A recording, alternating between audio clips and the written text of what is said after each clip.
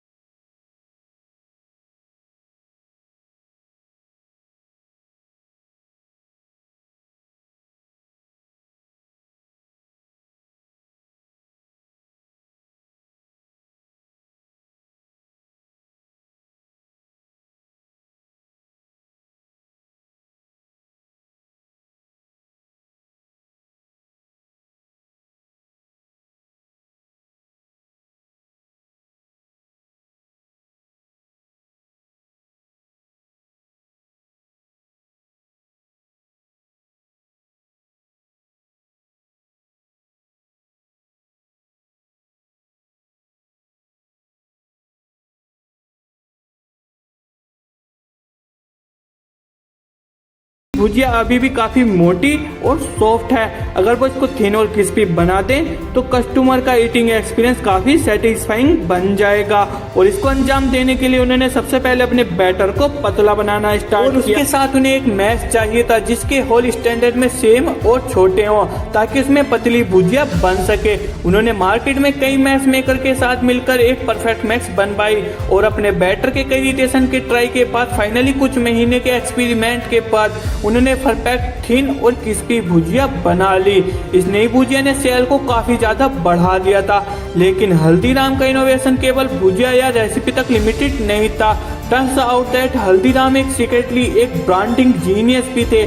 Market में ऐसी कई और दुकानें थी जहां पर भुजिया बिकती थी, लेकिन हल्दीराम चाहते थे कि कस्टमर के दिमाग में उनकी भुजिया का इम्पोर्टेंस एक नॉर्मल भुजिया से कहीं गुना ज्यादा हो। हल्दीराम को पता था कि महाराजा डूंगर सिंह बीकानेर के सबसे पॉपुलर महाराज रहे थे और लोग उन्हें बहुत ही ज्यादा रेस्पेक्ट देते थे। इसीलिए हल्दीराम ने अपनी भुजिया का नाम महाराजा डूंगर सिंह के नाम पर डूंगर सेव रख दिया। महाराजा के नाम पर उनकी भुजिया बाकी सभी भुजिया से डिफरेंट हो गई और उसे एक प्रीमियम पोजीशन भी मिल गई। इसलिए नए ब्रांडिंग के साथ साथ उन्होंने प्राइस भी बढ़ा दिए और कस्टमर ने खुश होकर एक्सेप्ट भी कर लिए। अगले कुछ सालों में हल्दीराम ने अपने दोनों भाइयों के साथ मिलकर बिजनेस को अच्छा खासा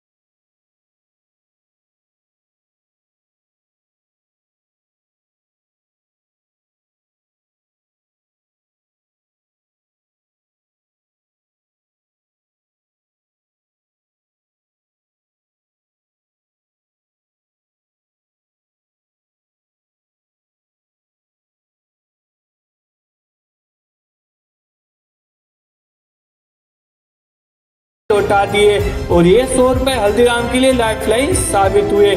सबसे पहले तो उन्होंने अपनी फैमिली के लिए एक छोटा सा घर रेंट पे लिया और फिर बिजनेस आइडिया सोचने लगे और उनकी वाइफ चंपा देवी काफी डिलीशियस मूंग दाल भी बनाती थी। बीकानेर के लोगों के लिए मूंग दाल काफी स्टेबल डिश थी और उन्होंने मूंग दाल के बिजनेस करने का फैसला किया।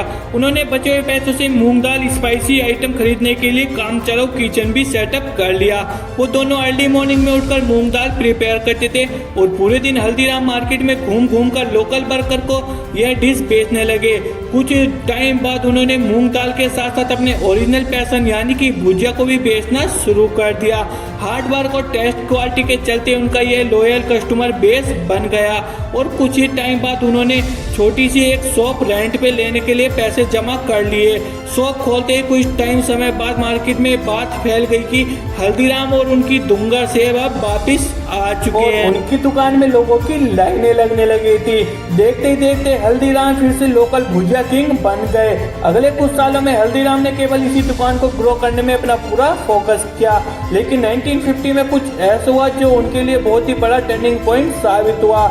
हल्दीराम अपने एक दोस्त की बेटी की शादी में कोलकाता गए थे और वहां उन्होंने सब मेहमानों के लिए भुजिया भी बनवाई थी और जब उन्होंने भुजिया खाने के बाद मेहमानों का रिएक्शन देखा तो वो काफी सरप्राइज थे। उन लोगों को भुजिया इतनी ज्यादा पसंद आ रही थी, वो तारीफ तो कर ही रहे थे, साथ में हल्दीराम को बल्क ऑर्डर भी दे रहे थे। हल्दीराम को समझ आ गया था कि कोलकाता में अपने बिजनेस को एक्सपेंड करना एक बहुत ही बड़ी अपॉर्चुनिटी है, स्पेशली इसलिए वहाँ कोई ऐसा बड़ा कंपटीशन था ही नहीं जो भुजिया बेचता हो। 1955 में हल्दीराम ने अपने छोटे बेटे रामेश्वर और अपने सबसे बड़े पोते शिव किशन को कोलकाता में बिजनेस सेटअप करने के लिए भेजा। यहाँ पर भी उनकी एक शुरुआत एक छोटे से घर और केवल 8 स्क्वायर फीट की दुकान से हुई। शुरुआत तो स्लो थी, लेकिन कोलकाता में उनका बिजनेस बर्ड ऑफ माउंट के कारण ग्रो करने लगा और देखते ही देखते वो दिन के 150 से 200 किलो भुजिया बेचने लगे। तो बंगाली को अट्रैक्ट करने के लिए उन्होंने वहाँ पर टेस्ट के हिसाब से बंगाली मिक्सचर नाम की नमकीन लॉन्च कर दी जो काफी सक्सेसफुल हुई। अब उनकी कोलकाता ब्रांच बीकानेर ब्रांच से भी ज्यादा बड़ी हो गई थी और अब उनके तीनों बेटे बिजनेस को संभालने लगे। इसको देखते हल्दीराम ने बिजनेस से रिटायरमेंट ले ली और वो केवल बिजनेस को सुपरवाइज करने के लिए विजिट करते थे।